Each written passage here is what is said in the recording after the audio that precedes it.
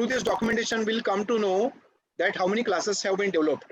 And if we would like to check a particular class, we can check. For example, I would like to check string class designed by James Gosling.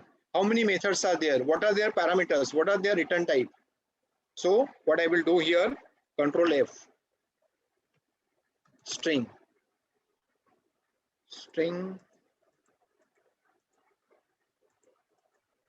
yeah, here. Click on that. So string class window will open. You can see here constructor and method. So constructor, if I click on constructor, I will get to know so many constructors of string class. So many constructors are. Then method. What are the methods? All these methods are there.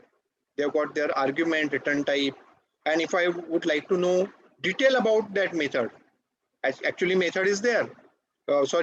Your information is there. Caret returns the char value at the specified index. But if I want detail, then I will click on that method. Then it gives me detail of that method. So documentation is all about that. Documentation gives you idea what developer has developed so that you can use that class. Without documentation, it's not possible to use the class.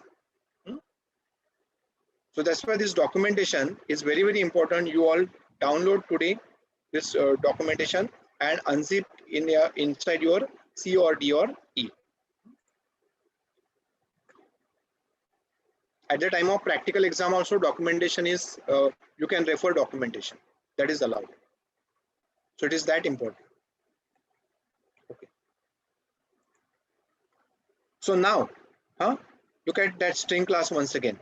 When you look at class string, when you look at method, when you look at method, caret, code point before, and so on.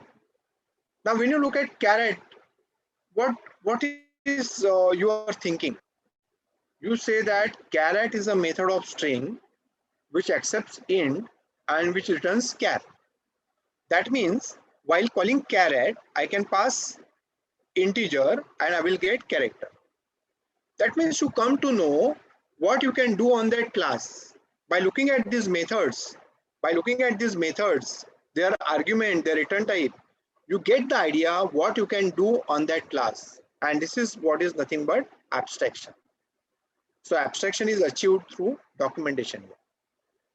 When you refer documentation, you get to know about that class, what you can do on that class. That is abstraction. So how can we relate this abstraction with our coding? That is through documentation. So tomorrow when you become developer for your client, suppose you develop 5 classes, first, second, third, fourth, fifth. You will create documentation of those classes and distribute with the client. So client will come to know what he can do on first, second, third, fourth, fifth classes. That is abstraction.